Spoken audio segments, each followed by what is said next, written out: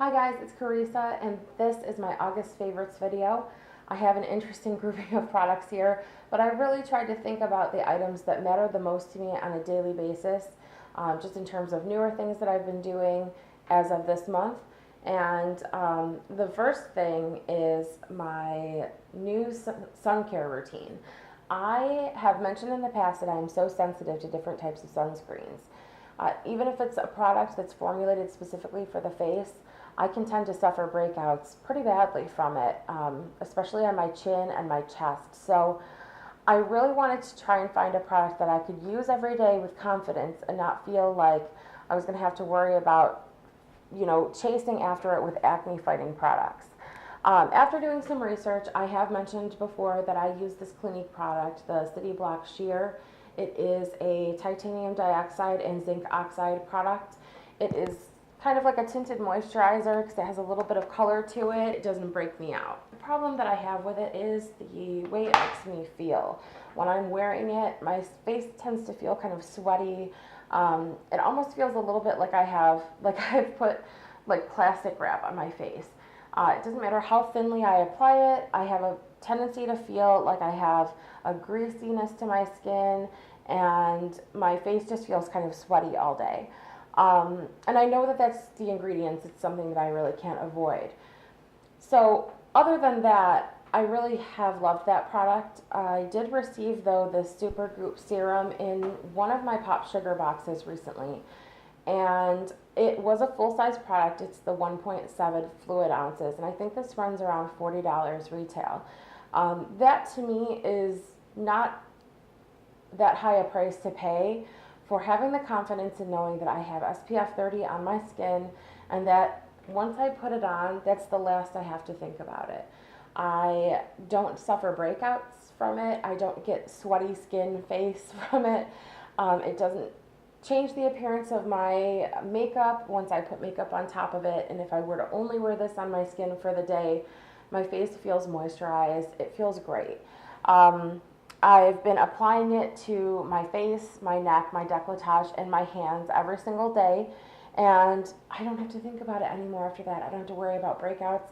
And I certainly don't have to worry about not having any kind of sun protection on. So that has been so wonderful. I brought that with me on my vacation. I didn't suffer any sunburns. I just really love that product.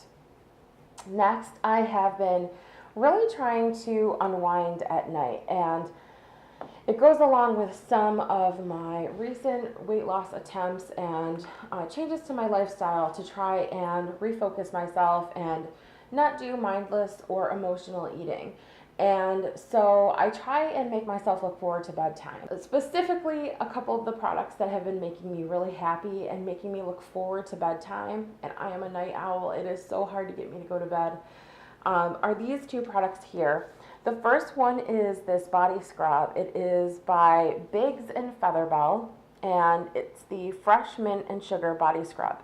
It has lavender, peppermint, and rosemary essential oils, and this is divine. It is handmade, it's natural, it has no synthetics. It's made with sugar, grapeseed, and sunflower oils, and olive oil, the essential oils that provide a lot of benefits just for relaxation and stress relief. And it smells so good. They actually have quite a few fragrances. This happens to be my favorite, but it was hard to pick because they had so many great ones. If you want to go to biggsandfeather.com, you can check out where you can buy it. I'm sure you could probably purchase it there as well. I use that in the shower if I take a shower before bed, or I've even taken it to my sink and just rubbed it over my forearms and rinsed my forearms off and my hands, and really enjoyed the scent of the essential oils, and I get the benefits of the exfoliator because I do have rough skin on my arms. I suffer from keratosis pilaris, which is a buildup of keratin in the skin. It causes red bumps and very unpleasant feeling skin. It's referred to very nastily as chicken skin, and there really is no cure for it. So you can really only exfoliate and moisturize well. So I'm kind of getting a couple of benefits out of that product. The other product that has been keeping me busy at night and keeping me out of the kitchen and out of the cupboards looking for snacks has been this cuticle oil by Dr. Hauschka. It has a cap with a cuticle pusher, and then it comes with several extra tips that you can use with the oil throughout the use of the product in this pen. And it's been nice. I've been able to just kind of sit in bed at night and push my cuticles back and freshen them up with oil. Mike even has had me, he's let me do it a few times. This I started using earlier in the summer. I purchased these at Target. This is the J.R. Watkins hand soap. This is the lemon scented one. I have the lavender upstairs. Do I have lavender or pineapple upstairs? Not pineapple, I mean grapefruit. I have my own soap dispensers and I just fill them with these. And they smell amazing. I really love the strong lemon scent with this. I have joked before that I wish I could make so much money that I could hire someone to just sit next to me and peel lemons all day because I just love the smell of lemons so much. So this one's in my kitchen, and upstairs I either have the lavender or the grapefruit. I think I prefer the lavender, and that might be what's up there now. I'm not even going to get started on how horrible antibacterial and antimicrobial products are. I just really like having those. They're not antibacterial. They smell amazing. They do have some kind of unfavorable ingredients in them, even though they boast that they're natural. But still better than most hand soaps on the market, and I don't really hate anything that's in there. It does foam quite a bit, and foaming agents, of course, are drying to the skin, but I don't really mind with a hand wash, especially in the kitchen. Sometimes it's nice to really have a nice foam to cut through oily stuff or greasy stuff on my hands. Something that I have been trying to be careful of, but that I do enjoy, is really focusing on the products that I use. Especially when you are going through and trying to really focus on ingredients in the foods that you're eating. It's hard not to really focus on ingredients in cosmetics or other products that you're putting on your skin or using on the exterior of your body as well.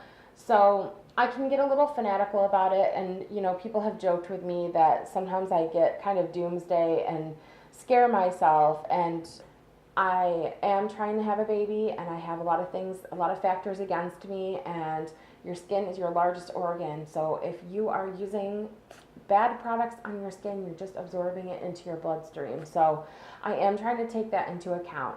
Again, not being too terribly fanatical about it, even though I have a tendency to do that sometimes. One thing that has helped me with that a lot is an app called Good Guide, and it looks like this. It's this little blue box with a G icon on it. It's not fantastic. It definitely could use improvement, but basically what you can do is when you're in the store, say you don't have time to really research something, you just want an at a glance kind of informational view of the products that you're buying, what you can do is you can take the product and you scan the barcode with the app. And if it's in the database, it will tell you based on different factors, and there are certain ones that you can tell it. Say you don't want to use certain products, you can tell the computer that, and it will give you information based on it. But this Dr. Bronner's lavender hand sanitizer that I have, it rated at an 8.5 overall. The first thing I usually look at is the health, and it's a 10 on the health. And that means there are no ingredients in it that are harmful or controversial, because there are some products that have only partial studies as to whether or not they're carcinogens or things like that. The other things that this app covers are environment and society, which I think is really great, but I unfortunately don't really, it's not that I don't care about that, but I don't really look at those factors as much. Basically, they just try and look and see how poorly this product impacts the environment, either from sourcing products or from how it is or isn't recyclable, or if it's toxic. And then society, how this company treats their employees and treats the people in the countries where they source the products and things like that. So I think it's really wonderful. One of the biggest downsides is that not every product is in the database, but the more people that use it, the more items that are scanned that are not in the database, the more that will get added. It's just very interesting because sometimes a product will really boast how it's all natural and how great the ingredients are, and then when you scan it, you can learn that it's really just marketing that's lying to you on the packaging. So it's really well worth looking at.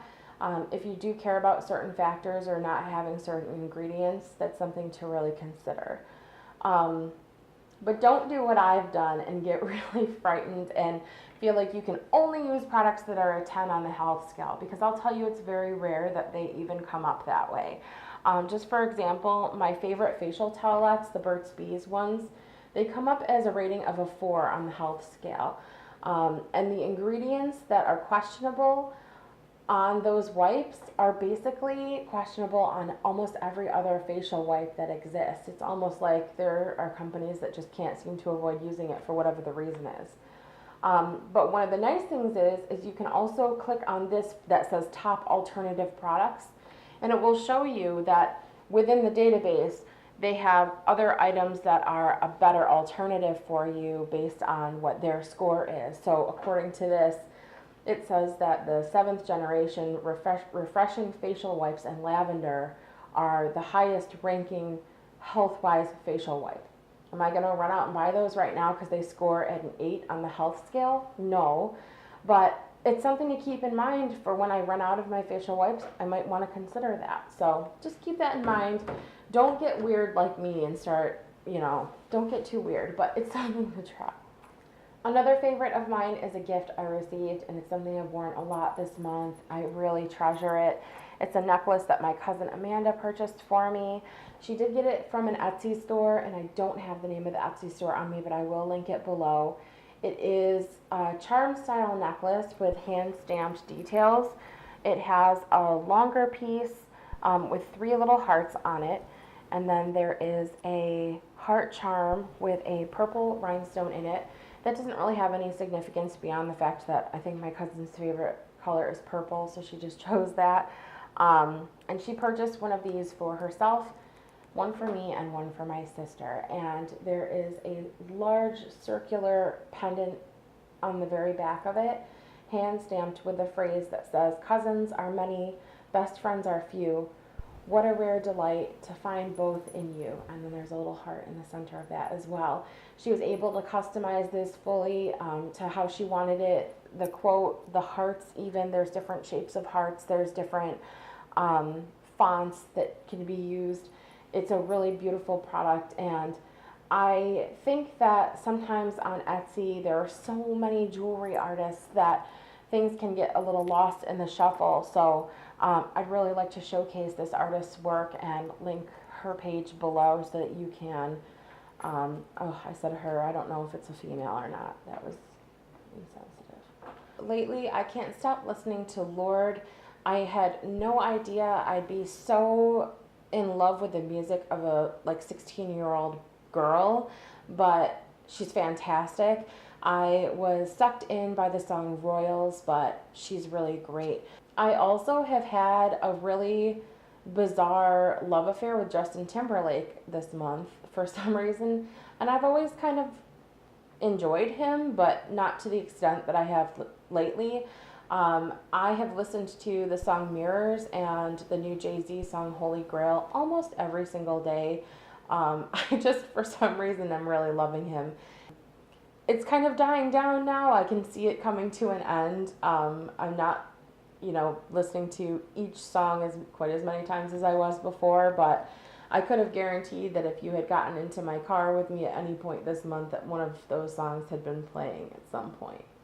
So that is it for my August favorites. Thank you so much for watching, and I will see you guys next month. Bye.